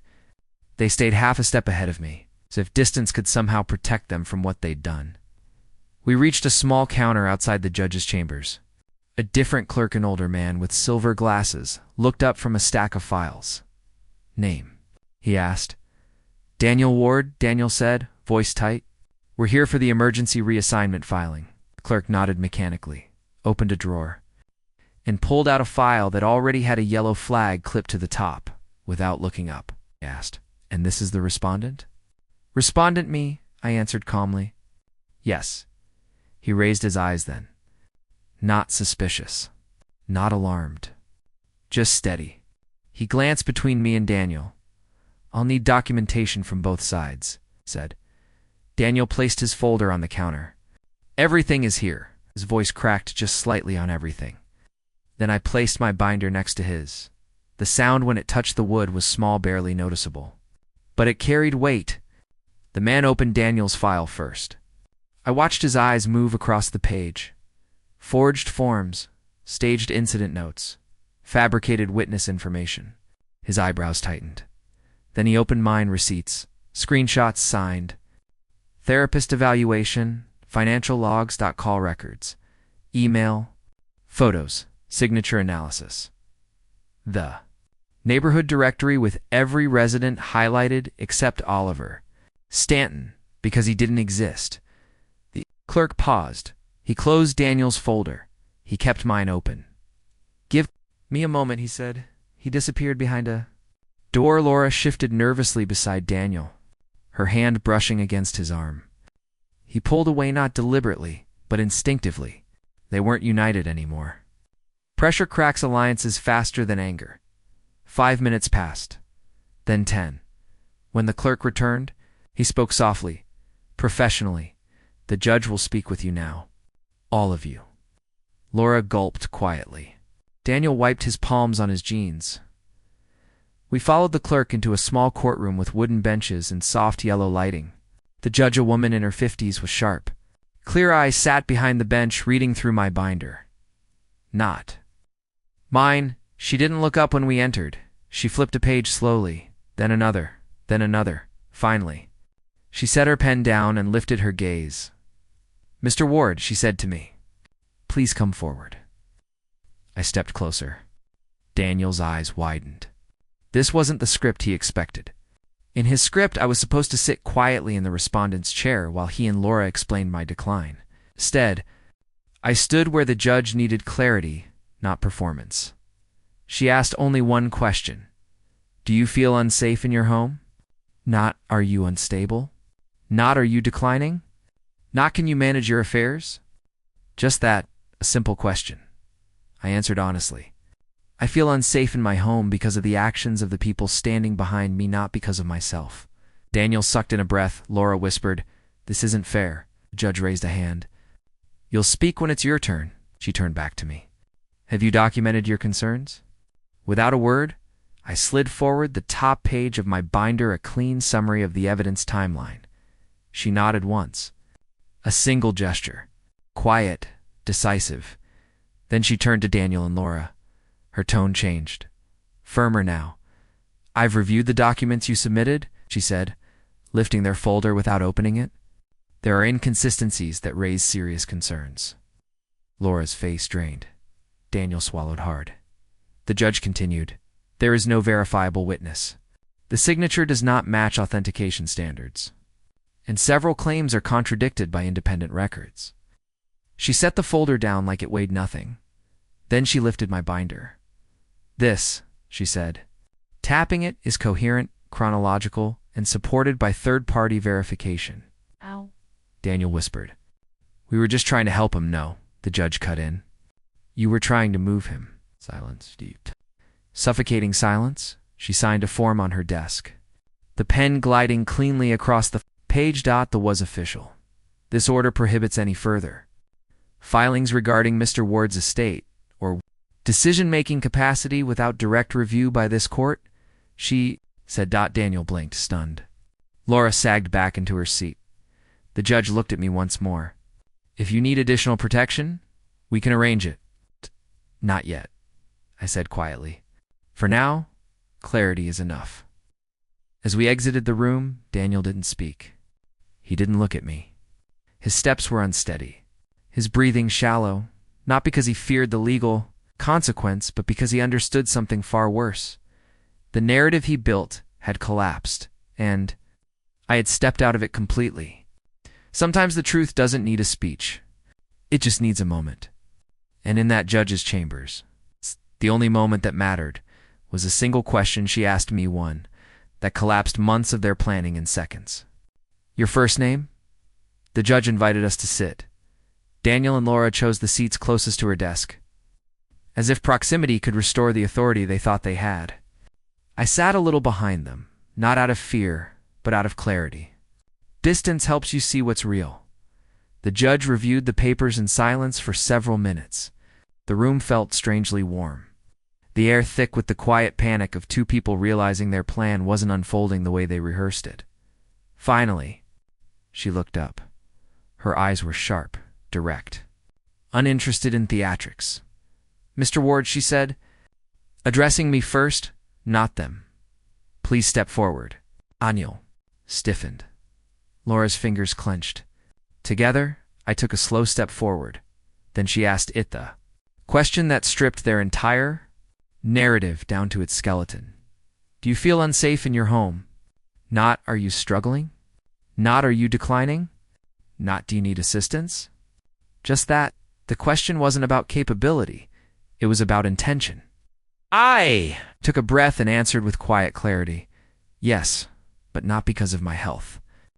Because of what has been happening around me.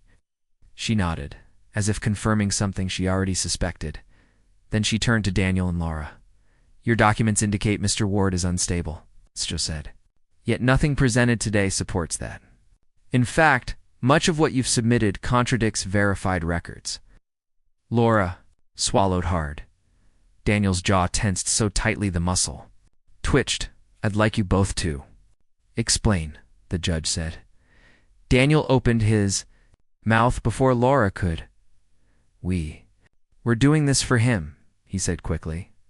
He's been confused. He's been forgetful.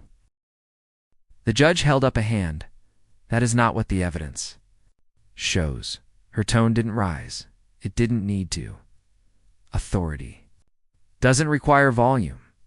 She picked up the forged document and tapped the signature line. This signature does not match authenticated samples. Daniel blinked. It's his no, she said sharply. It is not. Then she lifted the page listing the witness, and this witness, Oliver Stanton, does not exist. Laura looked down, her breathing uneven. Daniel shifted in his chair, trying to find a version of himself he could still defend. The judge continued. Additionally, the therapist you consulted has provided a written statement confirming Mr. Ward is cognitively sound. Room dropped into a deep silence.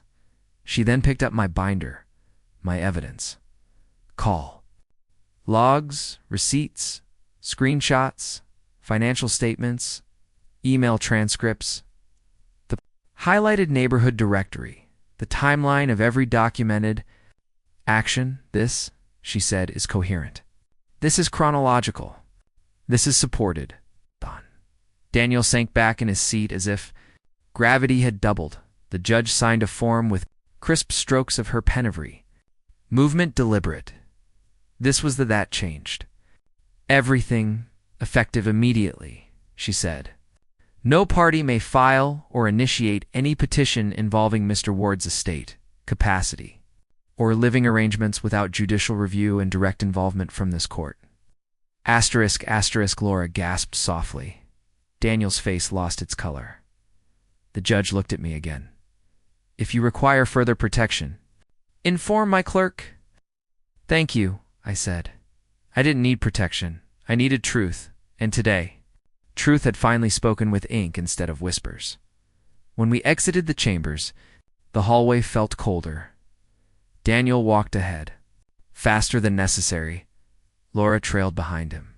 Eyes on the floor, neither looked at me. Outside the courtroom door, Daniel finally turned around. His expression wasn't angry. It wasn't ashamed. It was scared. He opened his mouth. But no words came out. Because what excuse can you offer when the story you wrote collapses under its own weight? We walked toward the exit in silence. In the parking lot, he finally whispered, "This went wrong. This wasn't supposed to happen." The way he looked at me wasn't the look of a son speaking to a father. It was the look of someone realizing. The person they underestimated had been awake the entire time. I didn't respond. Because some truths don't need answers. They need distance. And that day, distance was the first real consequence he ever felt. Not every truth hides in a conversation. Some hide in boxes stacked, sealed, and waiting for the wrong person to find them. The day I opened Daniel's storage unit wasn't emotional. It was clarifying. What city you're in? The court order arrived early that morning. A simple printed letter authorizing me temporary access to any property or documentation linked to the forged petitions. One page, one signature, one quiet shift of power. I placed the letter in my coat pocket and drove to the storage. Depot, the same one printed on the receipt Daniel left on my kitchen table. The sky was gray, the kind of gray that feels both heavy and honest. The facility sat at the edge of town. Long rows of metal doors stretching in perfect lines, cold, impersonal, designed for secrets.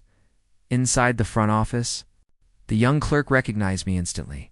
Unit 14B, right? He said. We were told someone might come. That sentence stayed with me. We were told someone might come, not Daniel said, not your son mentioned. Just, we were told by who and when. I didn't ask. Answers often reveal themselves when you stop demanding them. He handed me the key and pointed down a narrow concrete corridor. My footsteps echoed as I walked, each one steady, controlled. I passed Unit 10, then 11, then 12, my breath forming small clouds in the cold air. Then I reached 14B. The lock clicked open with a weight that felt older than the metal itself. When I lifted the door, the fluorescent light from the hallway spilled into a room filled with stacked cardboard boxes, 3 rows. Neatly labeled, Phase 1 PHASE to Phase 3. It wasn't the handwriting that chilled me. It was the structure, stages, phases, a progression of intention. I stepped inside. The concrete floor was cold beneath my shoes. Dust rose slightly with each movement, carrying the faint scent of paper and old glue.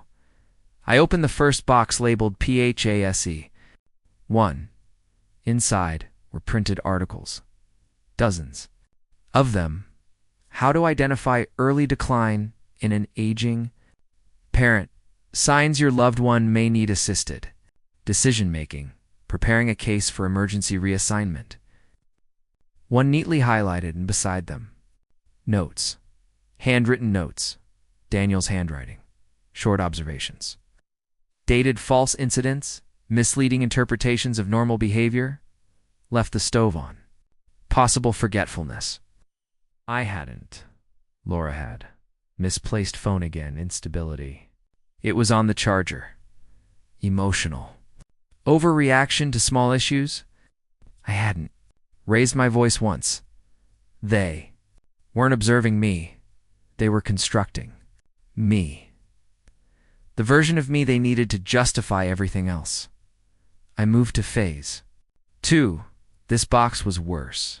Not because of what was inside, but because of what it meant. Draft statements typed. Paragraphs describing outbursts I never had. Transcripts of conversations that never happened.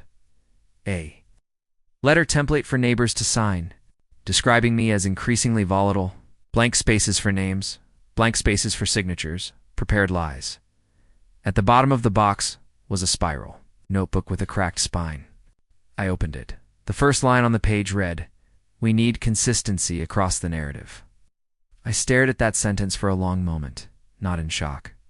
In realization, this wasn't panic, this wasn't confusion, this was planning. Intentional, focused, coordinated. I turned to Paisha. 3. This one held printed emails between Daniel and someone named CH. Claire Henderson, the same name from the unlocked tablet. One email read, "Once he's out, the house is ours. Stay aligned. We're close." Another, "If the emotional trigger doesn't land, move to accelerated approach." I felt the cold concrete beneath me, grounding me, not overwhelming, just factual. They weren't preparing to support me. They were preparing to replace me. And then, near the bottom of the third box, I found something I didn't expect. A printed page with a list of names, Laura's orders, and one more Emily beside her name. Potential emotional leverage. My chest tightened, not in pain, but in understanding they had pulled my daughter into the outer circle of the plan. Not deeply, not directly, but enough that she had distanced herself from me in recent weeks. They had used her, spoken to her, fed her the narrative, and she had believed enough of it to step back from me. I exhaled. Slowly, not anger, not heartbreak, just clarity that was simple but essential. I removed my phone, photographed every page, every note, every highlighted line, every printed email. Hundreds of photos, perfectly. A line time-stamped.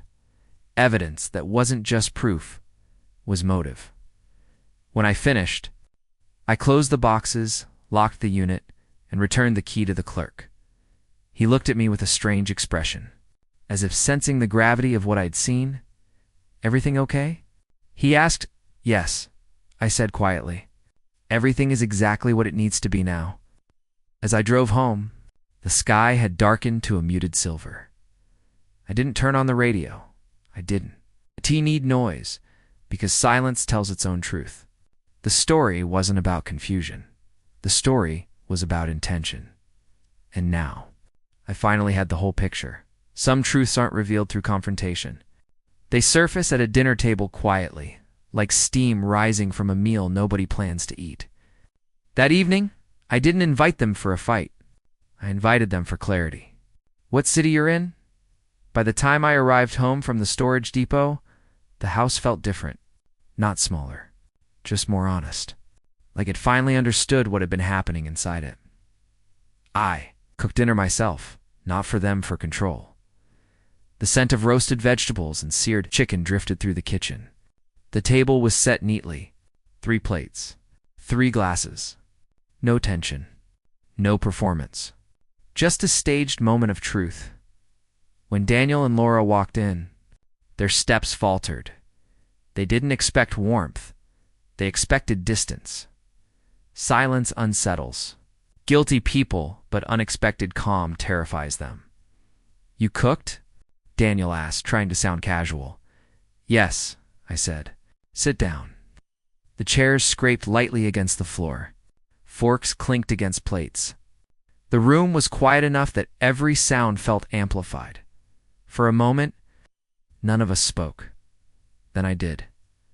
"I visited your storage unit today," I said. They both froze, not visibly, just. Internally, you can see it in the eyes. Pupils contract. Breathing pauses. Muscles stiffen. Daniel swallowed. "Dad." I raised a hand gently. "No need to rush. We'll talk properly." I stood, walked to my office doorway, and returned with the binder, the one containing everything. I placed it in the center of the table. Not slamming, not dramatic, just placing. Their eyes followed it the way someone watches a fuse being lit. "I'd like us to go through this together," I said softly. Laura's fingers trembled slightly as they wrapped around her fork. She didn't eat. Neither did Daniel. The first came when I opened to the storage. Photographs. 3 boxes. 3 phases, 3 stages of their plan. I turned the binder so it faced them. "This is what I found today." Daniel barely breathed. "You weren't supposed." He stopped himself. "Weren't supposed." 2 words that revealed more than any. Explanation. I slid the first printed email toward them, the one that read, "Once he's out, the house is ours." Laura's face crumpled not into guilt but into fear. Her hand reached for Daniel's under the table. "He didn't take it," I continued, turning pages. Fabricated incident logs, highlighted, articles, the drafted statements, the fake witness, the withdrawal records, the attorney email threads, the false timeline, the phase 2, draft from Daniel's tablet with each page. Their expressions shifted from panic to exposure, to a silence so heavy it felt like gravity itself. Daniel finally spoke. A whisper, a cracked one. "We were doing it for your own good." I nodded slowly. "Then why did you need a fake witness?" Silence.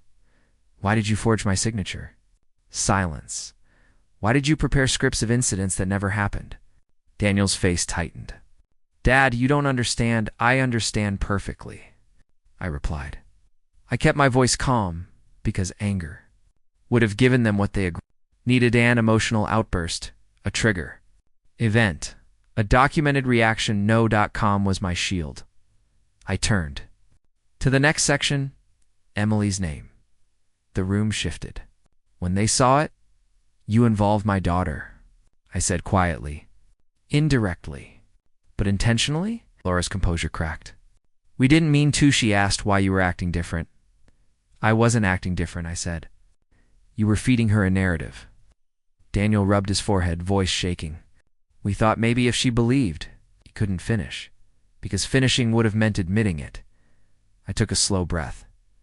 Tonight, I said, I'm not asking for explanations. I'm offering clarity. They both looked at me cautiously. I closed the binder gently. I know what you planned. I know why you planned it. I know how long it's been happening. And I know every step you took. Not dramatic, not loud, just truth. Then I said something that surprised even me. I'm not here to punish you. Daniel's head snapped up. Laura blinked hard. I'm here so you hear the truth. From me, not a courtroom wall. For a moment, the room softened, not with forgiveness, but with honesty. A kind of honesty neither of them had expected to sit across from. We sat in silence for a while.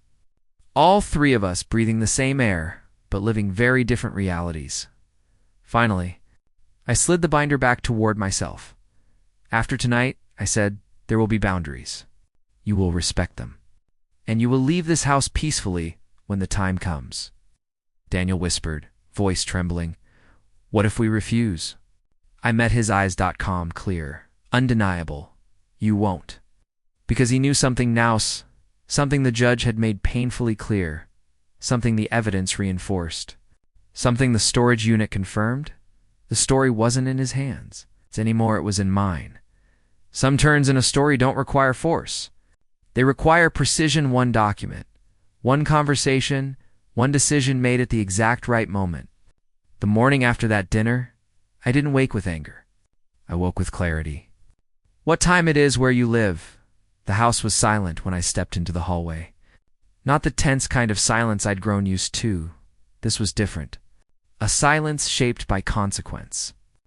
After dinner, Daniel and Laura had retreated to their room without another word. I didn't hear whispers. I didn't hear movement.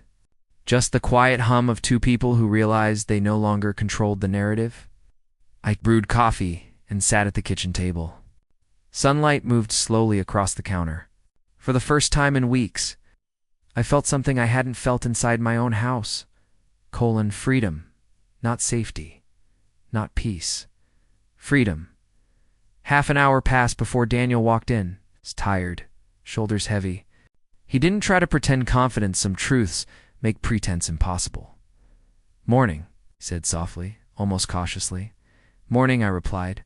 He poured himself coffee with trembling hands. He didn't look at me. Not fully. Not directly. After a moment, he said, We didn't sleep much. I know. He nodded as if accepting that answer, then sat across from me. We're going to fix this, he murmured. I didn't say anything. Sometimes silence lets people hear themselves better. 10 minutes later, Laura entered pale, exhausted, avoiding eye contact. She sat beside Daniel, but slightly apart. Like two people bound by shared guilt, but trapped in separate fears. I let the quiet linger a moment longer, then finally spoke. Today, I said, I'm filing a notice. Daniel's head snapped up. What kind of notice? A protective one, I said calmly. Nothing dramatic. Laura's voice cracked. Are you kicking us out? No, I said. Not yet. But boundaries require structure, not promises. I took a yellow envelope from my coat pocket and placed it on the table. This was the countermove. Quiet, measured, unmistakable. Daniel stared at it like it was a burning fuse. What's in there? He asked. A letter, I said. From me, filed through the court, establishing formal limits on decision-making, communication, and financial access. Laura leaned forward. But you already... This isn't about what you tried to do, I interrupted gently. It's about preventing what you might try next. She froze. I continued. This house, my accounts, my decisions, they are no longer accessible to either of you. Legally or practically. Daniel's breathing quickened. Dad, we said we would stop. I don't need your word, I said softly. I need structure. His eyes glistened not with sadness, but with the realization that consequences had arrived in paperwork, not emotion. Laura whispered, What does that letter do? It informs the court, I said. that any attempt to influence my decisions, my property, or my well-being without my consent will be treated as coercion. Daniel's shoulders dropped. A mixture of defeat and something else, understanding. Maybe. Then came the dot. I opened the envelope, removed a single-page document, and placed it in front of them. Notice of protective autonomy and property. Safeguards. Signed, stamped, dated, filed. It wasn't a weapon. It was a boundary. Daniel scanned the page with widening eyes. Laura covered her mouth. This means, Daniel said slowly, that if we try anything, you won't, I said gently. Because now, it's not my word against yours. It's written, logged, permanently. Closed his eyes. Not dramatically, just the kind of closing a person does. When they finally accept the weight of their choices, I stood and refilled my coffee. When I returned, I spoke with the tone I'd been holding inside for weeks. You can stay here for now, I said. But the house is no longer part of your plan, your vision, your future. That phase is over. They both nodded slowly, painfully. After breakfast, I drove to the courthouse and handed the clerk my copy of the notice. She stamped it with a quiet thud: official, irrevocable. As I walked back to my car, sunlight broke through the clouds. A soft warmth spread across the pavement. For the first time, it felt like the story had shifted. Not ended, shifted. When I returned home, I found Daniel sitting alone in the living room, staring at a blank television screen. He didn't look angry. He didn't look cornered. He looked small. Dad, he said quietly. Are we ever going to be okay again? I didn't answer immediately. Some questions require distance before they can be answered honestly. Instead, I said, that depends on what you do next. He nodded slowly. Tears he refused to let fall gathering in his eyes, because he understood something now. Wasn't fighting him. I was protecting myself. And finally, that mattered. Some endings don't arrive with applause or confrontation. They arrive the way winter becomes spring, slowly, quietly, almost unnoticeably, until you realize everything has changed. The day the house finally felt like mine again, I wasn't celebrating. I was breathing. Where you're watching from. It happened 2 weeks after the notice was filed. By then, the house had settled into a strange rhythm, Daniel and Laura moving through it carefully, speaking softly, like people visiting a place they no longer had ownership of. And I moved with a calm they didn't recognize. A calm earned, not inherited. One evening, as the sun dropped low behind the backyard fence, Daniel knocked on my office door. Not barged in, not pretended to check on something. He knocked. A gesture so simple, it felt unfamiliar. Can I talk to you? He asked. I nodded. He stepped inside, closing the door gently. He looked thinner, quieter. His voice didn't carry the sharp tension it once did. Instead, it held something I hadn't seen before. Reflection. I wanted to say I'm sorry, he said. For everything. I didn't respond immediately. Some moments deserve silence before they receive words, he continued. I don't know how it got that far. How we let it. We thought we were securing something. A future. Stability. He rubbed his hands together. But it wasn't stability. It was fear. Fear that life wouldn't work out for us. Fear that we wouldn't make it without shortcuts. He didn't say using you. He didn't have to. Fear makes people small, I said quietly.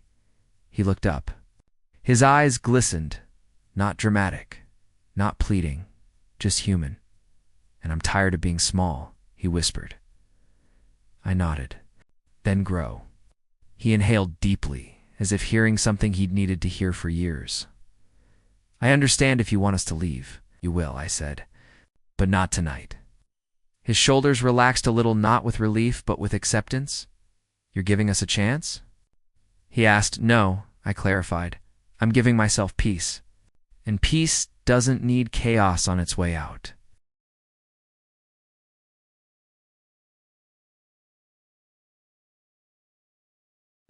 He nodded again, slower this time, and left the room.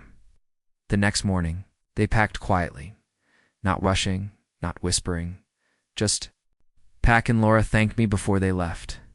A soft, shaken thank you. Not for forgiveness, but for closure. When the door shut behind them, the house exhaled. Walls remember tension. Floors remember footsteps. Air remembers whispers. And suddenly, everything felt lighter. I walked through each room slowly, not inspecting, not searching. Just reclaiming space with presence alone. The living room, the kitchen, my office. Places that had been turned into stages for a narrative that wasn't mine. Now, they were mine again. Later that afternoon, I opened my notebook, my quiet companion through every chapter of this story. The pages were filled with dates, observations, screenshots, questions, and truths I had gathered piece by piece. This notebook wasn't a diary. It was evidence, preparation, survival, and now, it was completion. I added the final note. They left today. Not defeated. Not victorious. Just gone. Then came the symbolic. Not legal? I placed every document, every photo, every printed email into a new binder labeled Resolved. It's not erased, not forgotten. Resolved. Because endings aren't about forgetting what happened. They're about no longer being controlled by it. As evening approached, I stepped outside onto the porch. The sky glowed amber. A soft breeze passed through the yard, carrying the scent of grass and the quiet promise of a life rebuilt not from fear, but from clarity. My phone buzzed. A message from Emily. Dad, can we talk this weekend? I miss you. Warmth spread through my chest. Not joy, something steadier. Stability. Yes, I replied. Anytime. I sat back in my chair and watched the fading light touch the edges of the house, my house.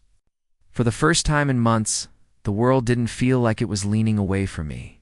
It felt grounded under my feet, not because I fought harder, not because I outmaneuvered anyone, but because I stayed. Awake.com, aware.documented. That's the truth of survival at this stage of life, not defiance, not confrontation, clarity. A soft voiceover closing would say. Sometimes justice isn't loud. Sometimes it's just the quiet of finally being believed by yourself. By your evidence, by the truth that doesn't need permission to exist. And as the porch light flickered on, and the house settled into its new silence, I understood something simple. The story wasn't about betrayal. It was about reclaiming the pen, my life, my narrative, my peace. The end.